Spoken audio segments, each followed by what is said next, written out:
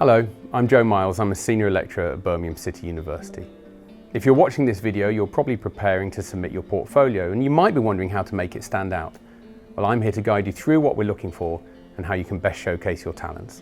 Let's get stuck in. We want to see a range of work. Think of your portfolio as a window into your creative mind. It should showcase the breadth of your skills and interests. Include a variety of pieces that demonstrate different techniques, media and approaches. This helps us understand the scope of your abilities and where your strengths lie. One of the things that we really love to see is your passion for the subject. Your portfolio isn't just about what you can do, it's about what drives you, what excites you about your craft. What topics or themes do you find yourself drawn to? When your passion is evident, it adds depth and personality to your work, making it more engaging and memorable. And it shows us that you really care about the subject. Make sure you don't just include finished pieces of work. We want to see your inspiration, research and experimentation and idea development. Think of it like showing you're working out in a maths homework assignment.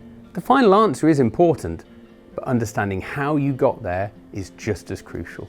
This could include key practitioners you've researched or work you've visited or seen that inspires you. If there's a particular artist, designer or style that has influenced your work, share that with us. Maybe it's someone who works in a different area to yours, that's fine. If they've inspired you, then tell us how and why. Maybe you visited a gallery or attended a talk that sparked an idea. Great, include that too. All of this adds context and gives us insight into your creative world. Finally, ensure you add notes and annotations in the portfolio. These can be really helpful for us to better understand your work. Maybe you want to explain the thought process behind a particular piece, or there's a specific technique you've used that you're really proud of. Even brief notes can provide valuable context and make your portfolio more interactive. Remember, your portfolio is a reflection of you, your skills, your passion, and your creative journey. So take your time to craft it thoughtfully, and don't be afraid to let your personality and the way you think shine through.